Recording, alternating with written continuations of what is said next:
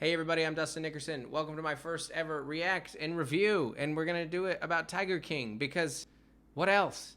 What else are you even allowed to talk about right now? Tiger King. And you know what? I'm late. I know I'm late to that, and you're like, Dustin, how could you be late? You're under quarantine. You have nothing better to do. You don't know me. Don't judge me. Don't make assumptions based on my life, right? Don't assume what I'm doing or not doing, or whether or not Carol Baskin killed her husband. This is a judgment-free zone right here. Now, if you haven't seen it, full spoiler alert, though.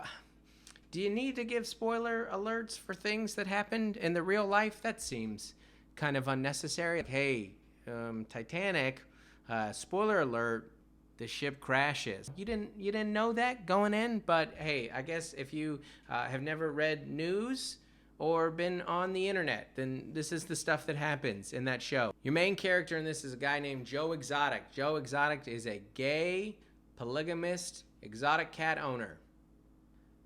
That wasn't a Mad Lib. I meant all of those words. Those are actual and factual things, and maybe the least interesting things about him. He is all of those things and more because this man has never taken no for an answer, and he is simultaneously the best and the worst American in history. And yes, of course, he ran for president and governor. The twists and turns on this documentary are insane. You will have every emotion you've...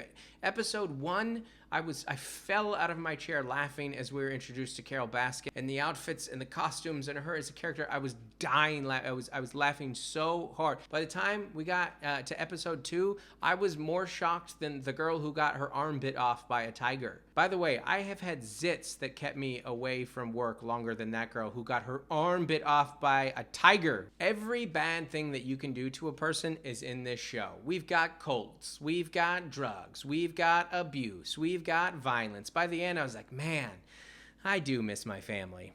I cannot explain to you how crazy the characters in this show are. The guy who is literally Scarface, the guy who was the inspiration behind Scarface, and they put him next to Joe Exotic and Doc and Carol, and he seems pretty chill. These people make Scarface look like a guy who tucks his polo into his khakis and goes to work as a CPA. All that considered, here are my takeaways from Tiger King. Number 1, white people have been unchecked for too long.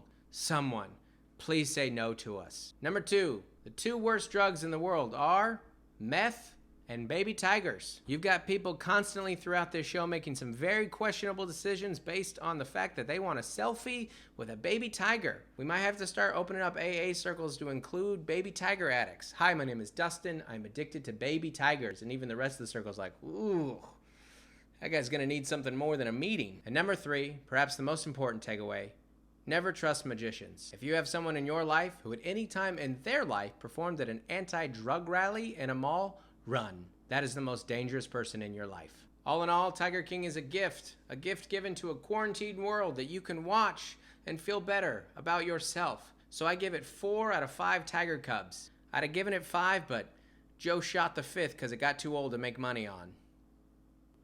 That ended sadder than I wanted. It's like Tiger King in that way.